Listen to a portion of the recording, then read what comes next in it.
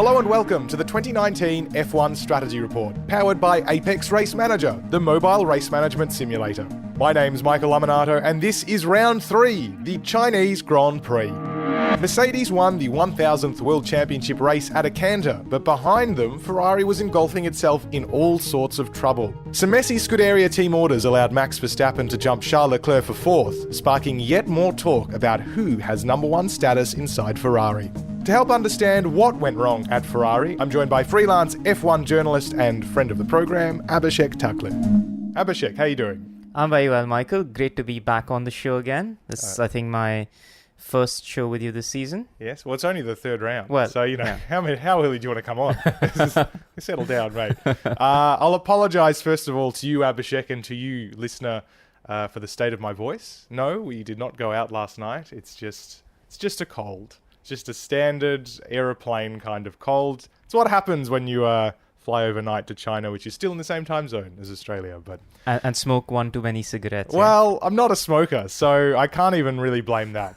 But we can go with that if you like. If it makes this show sound more Formula One, given that cigarette advertising is back in Formula One now, then absolutely you can think that. But let's instead talk about the Chinese Grand Prix, actually. This was expected to be a very different race from what we ended up getting, whether that's because you thought Ferrari might be quick, or whether you thought that there might be a great deal of on-track action, as occasionally does happen at the Shanghai International Circuit. It's not what happened. Let's start with the big ticket item of unknowns or mystery results of this part of the race. Ferrari was expected to be very quick in China. There's a very long straight here, and Ferrari's meant to be quite powerful, is what we gained from Bahrain. Wasn't the case, though. No. I think leaving Bahrain, the straight line speed advantage that they enjoyed, I mean, that was what their overall advantage was put down to, their rapidity in the straight line, if I may. And, even Toto Wolff leaving Bahrain said, given what we've seen down the straights here, and given that massive back straight that we've got in Shanghai, Ferrari have got to be the favourites in Shanghai, even though Mercedes, this has basically been a happy hunting ground for Hamilton and Mercedes. But even then, Wolff tipped Ferrari as the favourites. I'm sure there was a bit of gamesmanship in that, but I don't think anybody expected Ferrari to be as far off as they were. Yeah, not even really looking in the game in qualifying, a good couple of tenths off. And then in the race, when even I think Sebastian Vettel, after qualifying 3rd, sort of implied in the press conference that, well, the race, we're looking good for the race. We could be there. And of course, everyone thought that power down the straight would mean that Mercedes would be vulnerable because everyone has to turn the engine down a little bit during the race. But if Ferrari had an engine advantage, it should still be a little bit alive. And then, DRS should have passed into the lead. Easy Ferrari 1-2 finish. Absolutely not what transpired. We'll get into the events of the race more specifically in a moment. But part of this, if you wanted to be an apologist, and look, or not even an apologist, let's just be a realist, is down to the fact of the Shanghai International Circuit being a bit of an unusual one. And regular listeners of this program will know that we say this at this part of the year every year. The first couple of races are always unusual, not representative circuits. Yeah. And Shanghai is certainly that case. It's a front-limited circuit, which means it's all about maximising the amount of front grip you have on the car, and that dictates performance. And also, as this cold will in fact suggest to you, it's fairly chilly for an early spring race time schedule. It's been pretty cold here, and that does play into how cars are set up and how the tyres can be activated. Yeah, absolutely. I mean, look, man, I come from a really hot country. I was freezing here. It was absolutely freezing. But then again, having said that, yes, it is unusually chilly and all of that, but it's the conditions that they see here every year. This is true. So they do have historical data. It's not the first time we're coming here. We've been here since 2004, albeit at different times of the year. But I mean, for the last few years, this has been sort of the slot that the race has occupied on the calendar. So I would have thought that, going by historical data, the weather and all of these things shouldn't be a factor in the surprise result. But maybe, as we said, we're still only in the 3rd race of the season. These cars do have, revised aero. The tires are different as well. And maybe it's just, people lucking into a sweet spot and others not lucking into a sweet spot with their car. Maybe that's what's making the difference, is they're still understanding how these cars behave. And that talk of the sweet spot has been pretty big this year, partly because of the change in aero regulations that are meant to make cars follow more easily. And in fact, I do think we're seeing that over the course of this season. And also because the Pirelli tyres, they change a little bit every year. A lot of drivers are reporting that the activation window of the tyre, the correct operating temperature of the tyre, feels narrower this season. Which makes it difficult to turn them on. It makes it difficult to therefore manage the tyres over a race stint. We'll talk a little bit about Haas, which is feeling it particularly badly this season, a little bit later on. But all of those things came to deliver a Ferrari 3-4 on the grid. It was Mercedes' front row lockout with Valtteri Bottas on pole. And Red Bull Racing was behind them. In fact, it was 2-2. Red Bull Racing, then Renault, and then Haas comprised the top 10. To touch on qualifying, though, it was surprising given that, especially considering the weather, which the coolness should have favoured the soft tyre even more than Pirelli perhaps suggested. It was a 1.1 second gap between the soft and the medium, and a 0.7 second gap between the medium and the hard, and the range was C2, C3 and C4 for those who are particularly interested in that side of the sport. But the front runners used the mediums in Q2 nonetheless, and that meant that they, all but Pierre Gasly I should say, who perhaps still has to earn the right to be called a front runner at this point in the season, not to be too harsh to the Frenchman. They all qualified on the mediums really easily, actually, which earned them that extra little bit of strategic advantage. Yeah, absolutely. Look, I mean, all of those gaps, all of those numbers. I'm not much of a numbers guy. Welcome to the strategy report, Abhishek.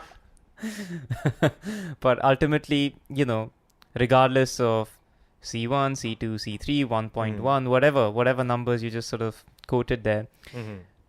Ferrari was slow. I think that's what we can take away from it. It doesn't matter whether they qualified on the mediums, whether they qualified on the softs, the hards, whatever. Ferrari was slow. Yeah, this is fair. We will get more onto how those tyre choices did affect the midfield in particular. Yeah. That's where they came into play. At the front, I don't think. No, because when all the front runners do the same thing, they're so fast anyway that it doesn't really matter for the rest of the field. So it didn't really come into play in terms of the battle for the lead. In fact, the battle for the lead, the battle for victory, was over almost immediately. Too much wheel spin for Valtteri Bottas. On the start-finish line. Yes, so he painted start-finish line. Yes, immediately in front of the pit box. He says he wished he'd realised that earlier because he would have laid down some rubber on his warm-up lap, whether that would have helped. And also how much that was exactly the cause remains to be a matter of speculation, I think. I mean, after all, Lewis Hamilton crossed the same line not much after Valtteri Bottas did, but that's what he says happened. And he more or less had the pace for much of the race, but the cars are obviously the same. They were on pretty much the same strategy as well within a couple of laps of one another. There's only so much you can actually do in that situation, which is a beautiful parallel. I mean, that's the order they set themselves in. It was first, second. Bottas couldn't launch an attack. Not much happened after that. Very similar story for Ferrari, except the outcome was much uglier for this team. Charles Leclerc jumped into third at the first lap at the first turn, ahead of Sebastian Vettel. And they had a bit of a gap behind Mercedes, a little bit of a gap in front of Max Verstappen in Red Bull. But they didn't just hold station. There was quite a bit of radio fighting going on, if you like. Principally from Sebastian Vettel at first, because he was the car behind. And it led to the cars being swapped in the first very obvious and meaningful team order of the season, I think. Yeah. Which was the team that said Fernando is faster than you? Oh no, forget it. But no. Look, I think. Yeah, I mean, Leclerc had put in the messy qualifying lap, and that's why he was fourth and Vettel was third. But having said that, he had made up for that by passing his teammate into the first corner. So he had earned that third place. But having said that, it visibly looked like Vettel was being held up because they were running so close to each other, which is again something, the new aero rules, they seem to be working because they allow cars to visibly run closer to each other than we've seen in the past. But anyway, Ferrari probably felt, and I'm sure everyone watching the race felt Vettel could go faster than Leclerc and he was being held up. And in that moment, I think it was the right call to sort of get Leclerc out of the way and let Vettel through to chase after the Mercedes. But, once Vettel was passed, it was soon clear that, Vettel could make no impact either on the Mercedes. And it's not like he was pulling away from Leclerc. So they're basically just lapping at the same pace and nothing to do with anyone being held up. Yeah, and now the reasoning for Sebastian Vettel not being able to pull away from Leclerc, according to Sebastian Vettel, of course, is that trailing behind Charles Leclerc, he had damaged his tyres because he was following so closely. which is a feature not necessarily just of the tyres, but of the way the aero works in Formula One. You lose downforce, which means you wear the tyres too heavily, and if you wear them the wrong way, if you overheat them, it's very hard to get them back. But given he was calling for team orders, or maybe not necessarily overtly, but the standard way Formula One drivers do to say that, well, I'm faster than the guy in front of me, what are you going to do about it? The fact that he was asking for it in that way, should he have therefore been so close to Charles? I mean, I know obviously he was trying to make a point and apply pressure, but if he knew he was damaging his tyres, that seems also like a poor decision from him. And then subsequently, when Leclerc did the same thing to him afterwards, another perhaps poor decision if it was as bad as they said it was. I agree with you. I mean, okay, firstly, I don't know if Seb came on the radio and asked to be let past. He's implied that he was faster. I don't know if he asked overtly, I think he was radioed saying, get closer, and he says, yeah, I'm trying or something. But yeah. But anyway, so the thing with this, the whole switcheroo was that, yeah, typically what you'd see is, when one driver gets out of the other and the other still wants to stay in the fight, they drop back to a certain distance behind the car ahead, and then they rely on strategy and undercuts and things like that. Now agreed they were in the same team, and when you're in the same team, the driver who's ahead on the road normally gets first call on the pit stop, so his teammate can't undercut him. But I think that would have been the more sensible way of doing it if he wanted to get past the clerk, because like you say, what was the point of damaging his tires? It's not like he was able to get close. It's not like he was able to get past on his own.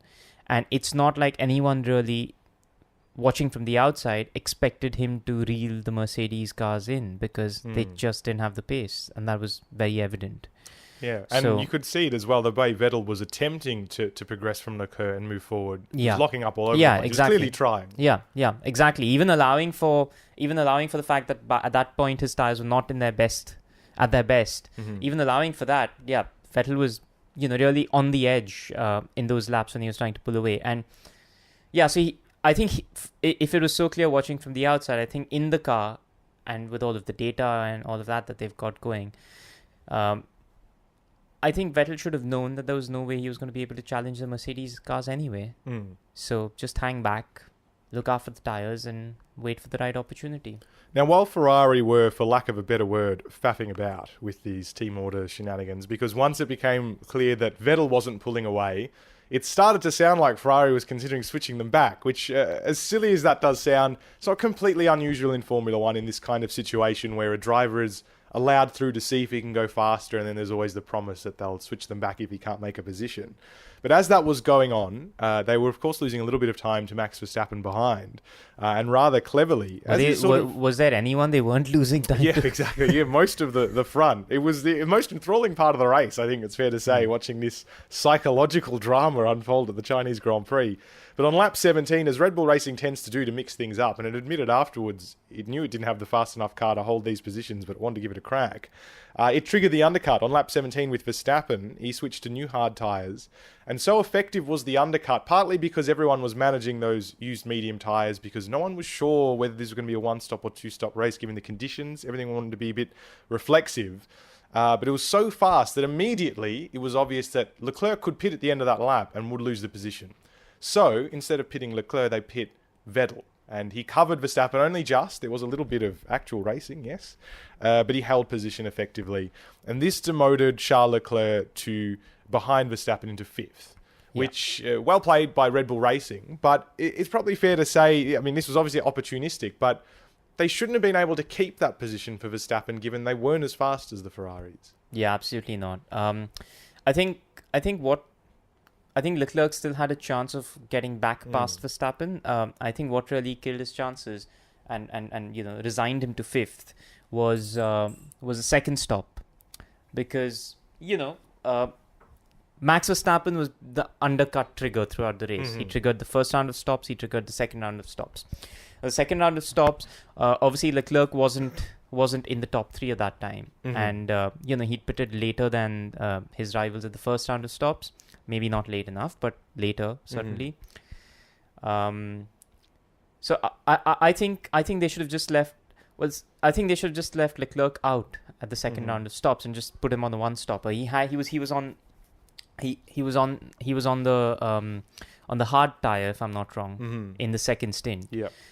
So should have just left him out there, because when Verstappen pitted and all these other guys pitted, Vettel, Bottas, they were all able to find their way past Leclerc, but Verstappen was still some way back, and that I think they had enough of a cushion where they should have just gambled on leaving him out there and gone for track position rather than, deciding the battle in Verstappen's favor by, pitting him in, by basically, by default, deciding the battle in Verstappen's favor by pitting him.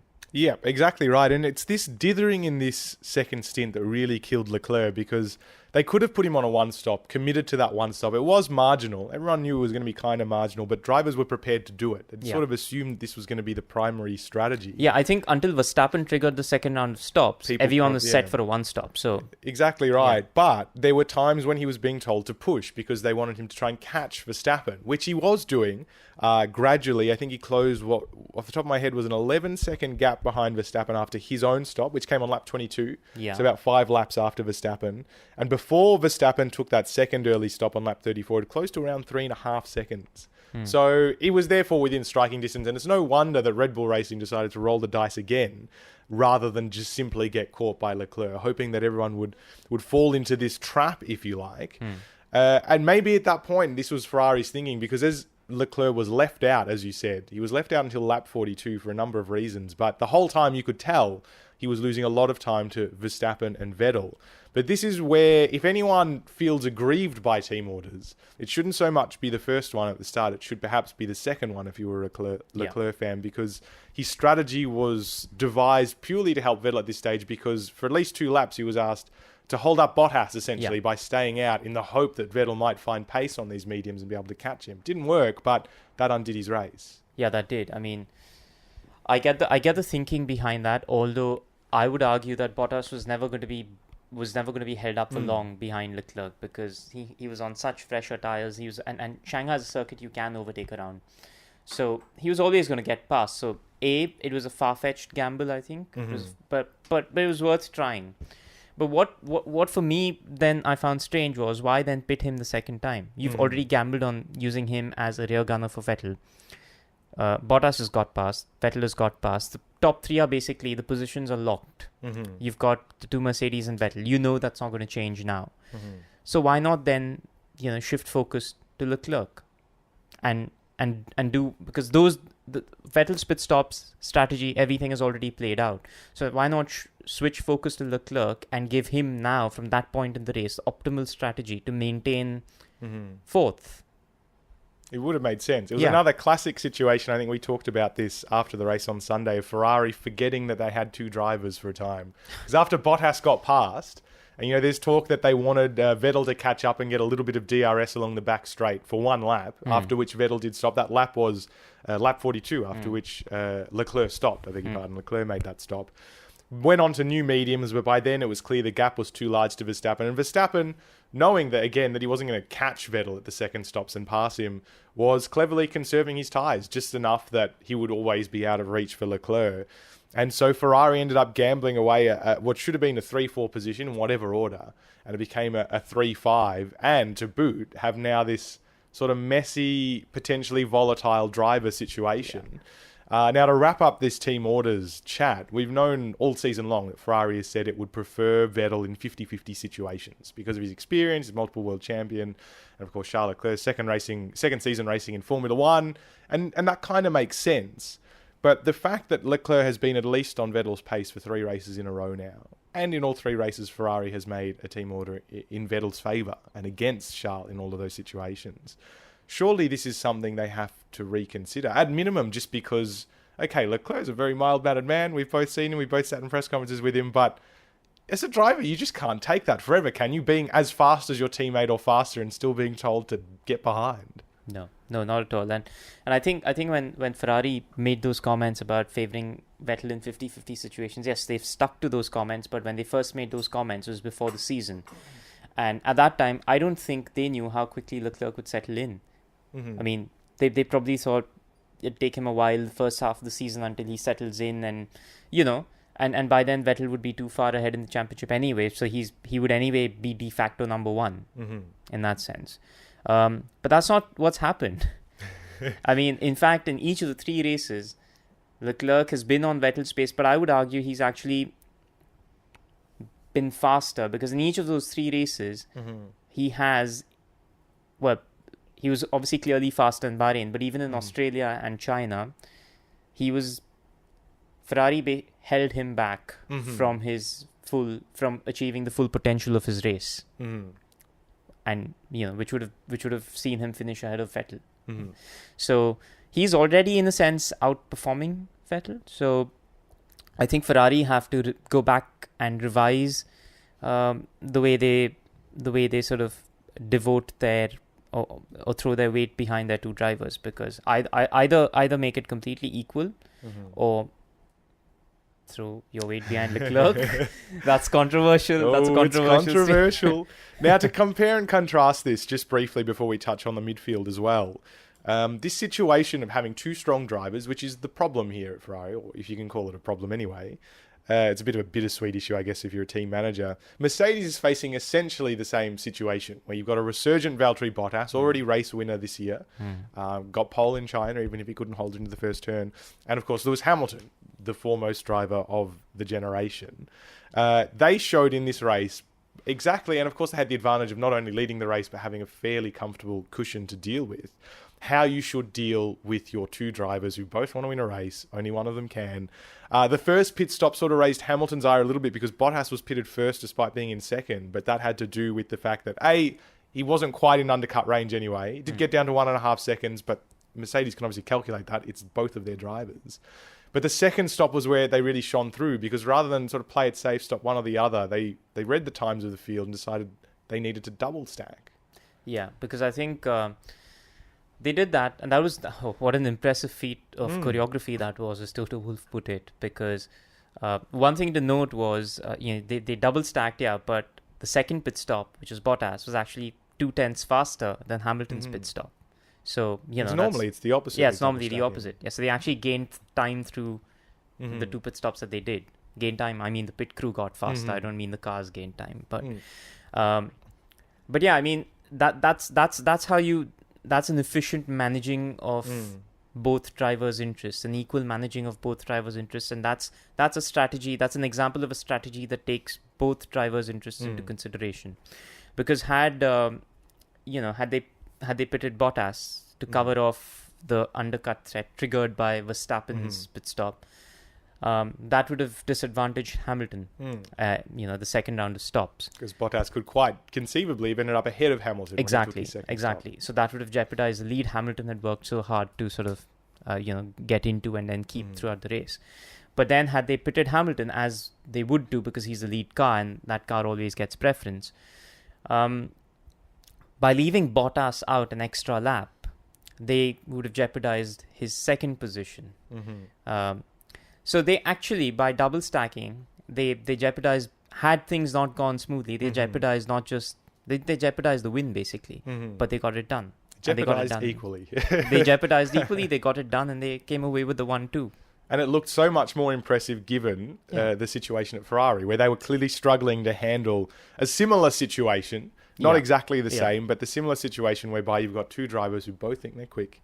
And so it was a well-earned win for Mercedes, even if it looked a little bit straightforward from the outside. It most certainly wasn't, considering that stop. To touch briefly on the midfield, where the one-stop strategy did actually work, even though it looked quite marginal, Daniel Ricciardo is a good example of the situation in which you needed to be able to use this one stop. He started on used softs because he qualified in the top 10, but needed the soft tyre, being a midfield car, to get there.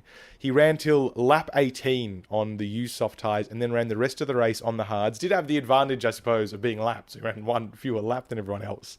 But because the midfield is so much slower than the front runners, he was essentially in the lead of a race because he had clear area in front of him, only had to pass a couple of cars after his first stop, and could beautifully manage it. And it was sort of a similar story for Perez, who had a great start, jumped up to right behind Ricciardo, and essentially shadowed him. Slightly longer first stint, but that sort of perhaps shows the pace difference there. But it shows how important it is to have the right circumstances to manage a strategy that is marginal, like a one-stop where you've got to nurse the tyres. Yeah, absolutely. But I mean, I think strategically, the midfield, there wasn't as... I mean, it was compared to all of the action going on at the front.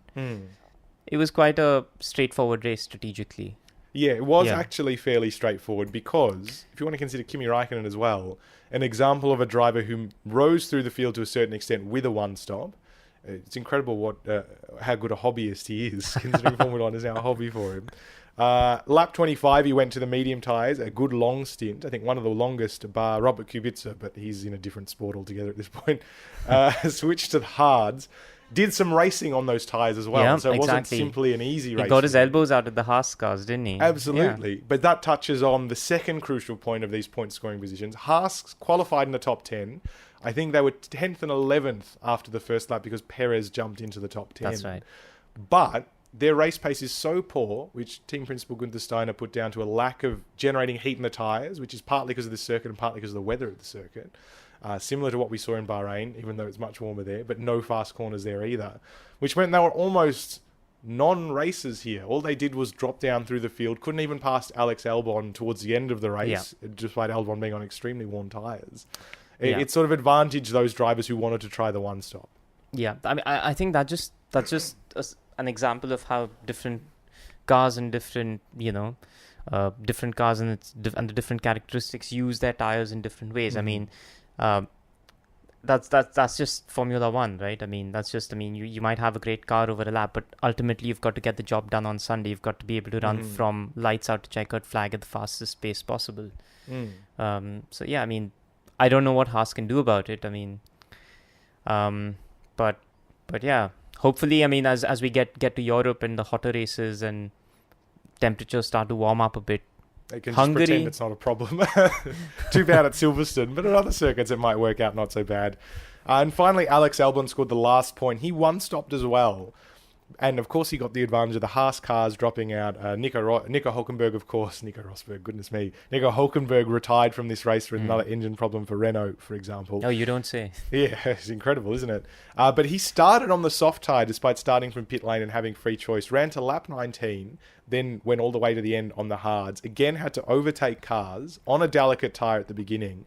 This was a really good example of really controlled and disciplined strategy execution and great racecraft as well. Controlled aggression, I would term it. Yeah, he was brilliant. I mean, after that crash in FP3, he couldn't take part in qualifying. Toro Rosso had to rebuild the whole car.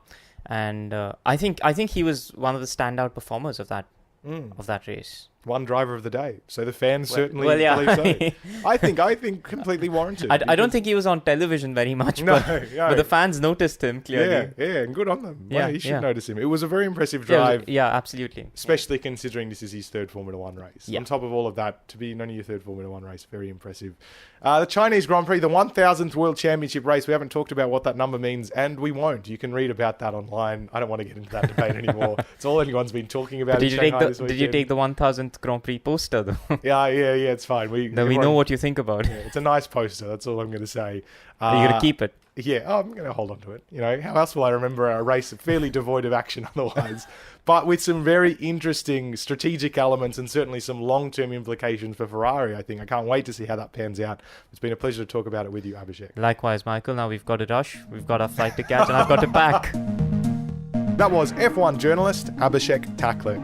The Strategy Report is a Beer Mogul podcast powered by Apex Race Manager, the mobile race management simulator. You can download the 2019 edition of Apex Race Manager for free on iOS and Android devices. And don't forget, you can get every episode of The Strategy Report by subscribing on Google Podcasts, Apple Podcasts, Spotify, and your favorite podcasting app. And you can leave a review to help other F1 fans find the show. And you can also stay up to date by finding us on Facebook and on Twitter. I've been Michael Lamonato. You can look me up at Michael Lamonato on Twitter. I'm so sorry for the voice this week, but I'll catch you in 2 weeks' time for a wrap-up of the Azerbaijan Grand Prix.